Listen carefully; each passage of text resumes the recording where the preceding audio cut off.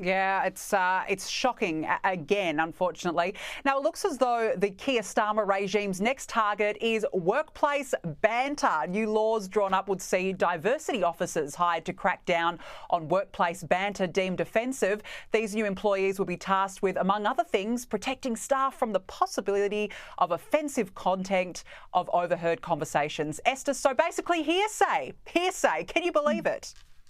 Yes, I mean, just to paint a picture of what that could possibly look like, if you worked in a pub and you heard conversations by some of the people that you were serving that you found offensive on the grounds of race or gender, which this bill actually says, you could take your boss to court for not doing what you deemed as appropriate to stop it. So basically marching out someone from the pub for making a joke that you don't like. And this is the bill that's being spearheaded by the Deputy Prime Minister, Angela Rayner. And she thinks this is, a way to protect employment rights in this company. But as many business leaders and Conservatives have said, it's completely unworkable. You cannot further burden businesses with the possibility that someone, a third party, no less, not even another fellow employee, a third party may say something that would offend an employee. Then that begs the question, why are you still working there? How is that the employer's problems?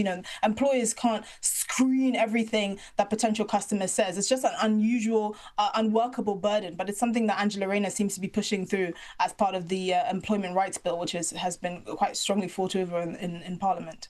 I just think it's extraordinary, and what a way to continue killing off business in the UK at a time when you need that sort of level of productivity. It absolutely beggars belief. Now, look, I want to pivot now to the royals. Prince Harry has actually been savaged as having no discernible talent and depicted by a puppet, would you believe? Have a look at this. It is a joke. Laugh, muchachos. Oh, Pads, you cracked me up. Not that sort of crack, obviously. I mean, not that I would have, or not that I wouldn't, but I just meant like you make me laugh. With or without stuff, you know? De nada, muchacho. That's your grace. I'm here to tell my truth and make a ton of money out of podcasting, as I don't have any discernible talent.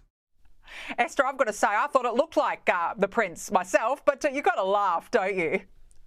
Yeah, I mean, the Prince has become a subject of satire, him and his wife, and it's largely of their own making. This is from an episode of Spitting Image, which ran from 1984 to 1996 in its original run and has now been rebooted as a YouTube program. And I'm sure they're taking a leaf out of the book of South Park when they decided to ridicule the Duke and Duchess of Sussex and how well that went down. And I'm sure that's kind of their strategy. But, it's come back as a YouTube show. This is kind of light humor. And I'm sure at this point, Harry and Meghan expect it.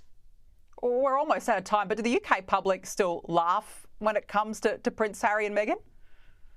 Yes, I think they laugh and they cringe in equal measure. I mean, obviously, much of the public finds it distasteful that they seem to be banking off of their royal titles in a way that we find quite cringeworthy. I mean, you have actual working royals going to open a school in Wales on a rainy day in a very uncomfortable situation, and then you have these people in Montecito kind of bleating on about their hardships. But yes, I think the British public has largely moved on and would just like to see the back of them, really. Yeah, I think the whole world at this point would like to see the back of them, that's for sure, yet they just keep popping up over and over again. Esther Krakue, it's been really good to catch up with you. It's been a while. Thank you so much for joining me on the show this evening.